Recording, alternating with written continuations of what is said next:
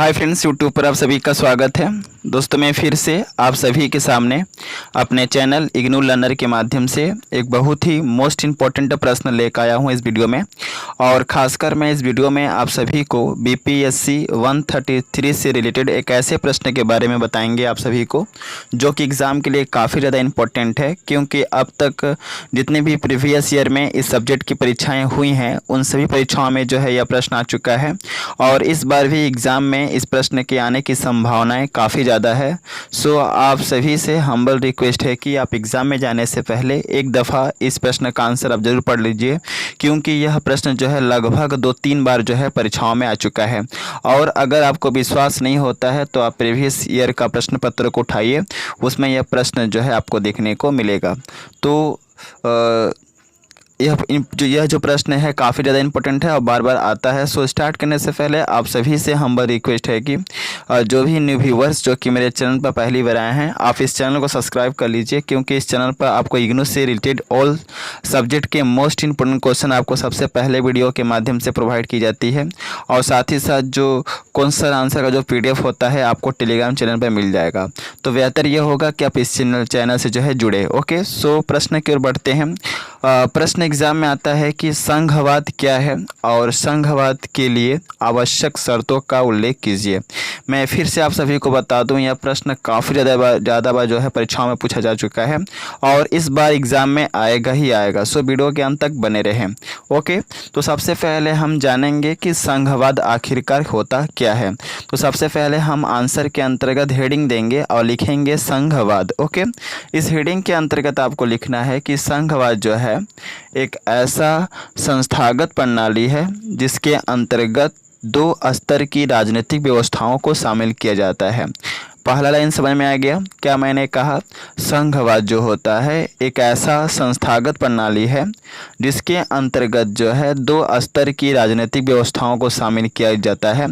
पहला संघीय राजनीतिक व्यवस्था, इसके अंतर्गत केंद्रीय स्तर की सरकार होती है, और दूसरा प्रांतीय राजनीतिक व्यवस्था जिसके अंतर्गत राज्यकीय स्तर की सरकार होती है। समझ गए? अब आपको लिखना है जहां पर दोनों ही सरकारें पहला केंद्रीय सरकार और दूसरा राज्यकीय सरकार दोनों ही अपने अपने क्षेत्र में जो है संसद के कानून के अंतर्गत सर्वोच्च मानी जाती है। समझ में आ गया संघवाद क्या होता है?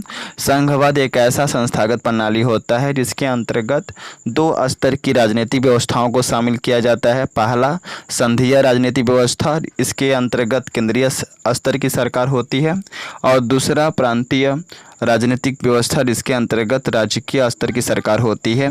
और यह दोनों ही सरकारें, पहला केंद्रीय सरकार और दूसरा राज्य सरकार, दोनों ही अपने अपने क्षेत्र में संसद के कानून के अंतर्गत सर्वोच्च मानी जाती है। संघीय सरकार की स्थापना उस समय होती है जब 2 अलग अलग स्वतंत्र राज्य जो है आपस में मिलकर एक नया राज्य बनाते हैं और उस राज्य का सत्ता का एक भाग देने के लिए दोनों राज्य सहमत हो जाए, तब जा कर के संघीय सरकार बनती है। ओके, यह भी आपको लिखना है इसके डेफिनेशन के अंतर्गत।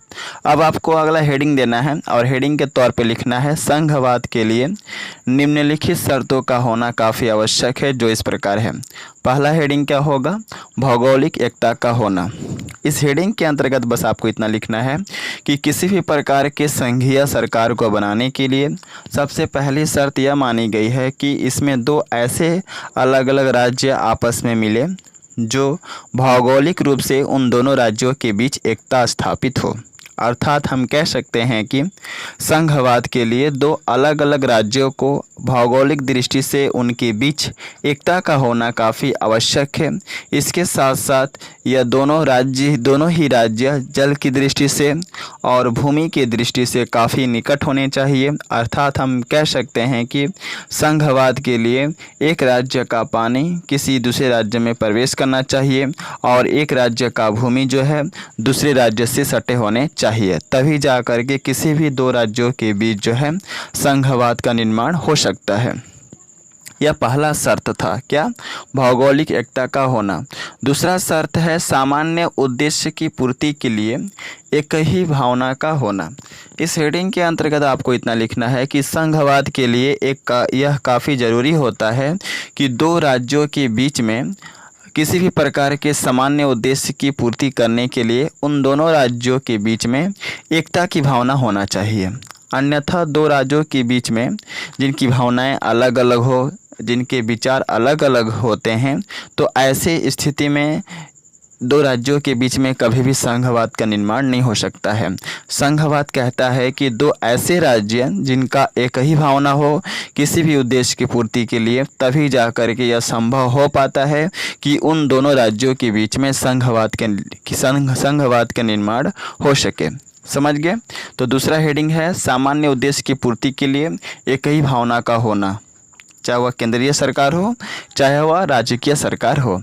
अगला हेडिंग है दोनों राज्यों के बीच संगठन की बात होना।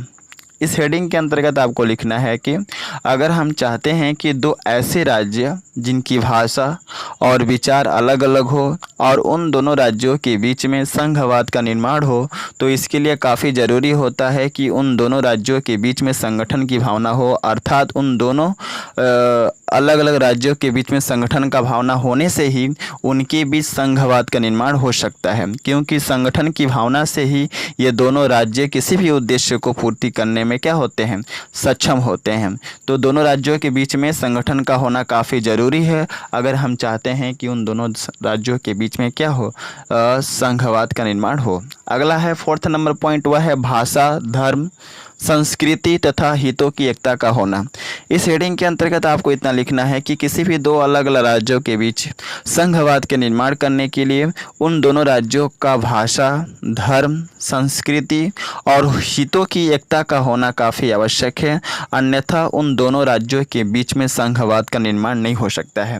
कहने का तात्पर्य यह है कि अगर हम चाहते हैं कि दो अलग अलग राज्यों के बीच में क्या हो, संघवाद का निर्माण हो, तो ये काफ़ी ज़रूरी होता है कि उनके भाषा के बीच, उनके धर्म के बीच, उनके हितों के बीच और उनके संस्कृति के बीच एकता की भावना हो। किनके बीच? राज्य के बीच और सरकार के बीच, यानी जो दो राज्य आपस में संघवाद का निर्माण करना चाहते हैं, उन दोनों संघवाद एकता की भावना का होना काफ़ी आवश्यक है। अगला हेडिंग है राजनीतिक एकता का होना। इस हेडिंग के अंतर्गत आपको लिखना है कि अगर हम चाहते हैं कि दो अलग अलग राज्यों के बीच संघवाद का निर्माण हो, तो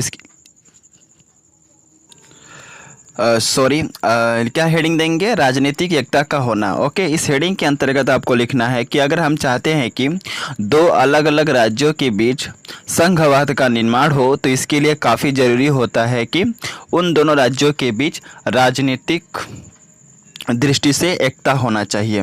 दोनों ही राज्य जनसंख्या की दृष्टि से समान होने चाहिए, साथ ही साथ उन दोनों राज्यों के बीच राजनीतिक एकता का होना काफ़ी आवश्यक है, अन्यथा वहां संघवाद का निर्माण नहीं हो सकता। मैं आपको यहां पर समझा दूं कि अगर हम चाहते हैं कि दो अलग अलग राज्यों के बीच में संघवाद का निर्माण हो, तो इसके लिए काफ़ी ज़रूरी होता है कि वे दोनों ही राज्य राजनीतिक दृष्टि से क्या होने चाहिए, दोनों अच्छे होने चाहिए, तभी जा कर के जो है वहाँ पर संघवाद का निर्माण हो सकता है, और जनसंख्या की दृष्टि से भी समान होने चाहिए। तभी जा कर के वहाँ संघवाद का निर्माण हो सकता है। तो आई थिंक आप लोगों को समझ में आ गया होगा कि संघवाद के लिए आवश्यक शर्तें क्या क्या है और संघवाद क्या है। और मैं एक चीज़ आपको बता दूं कि अगर आपको इसका PDF चाहिए तो आप टेलीग्राम चैनल से जुड़ सकते हैं। वीडियो के डिस्क्रिप्शन में लिंक है टेलीग्राम चैनल का, आप टेलीग्राम चैनल से जुड़े, इसका PDF आप सभी को मिल जाएगा। सो मिलते हैं नेक्स्ट वीडियो में इसी तरह के इंपॉर्टेंट क्वेश्चन के साथ। So best of luck for all of you for exam and thanks for watching my video. जय हिंद, वंदे मातरम।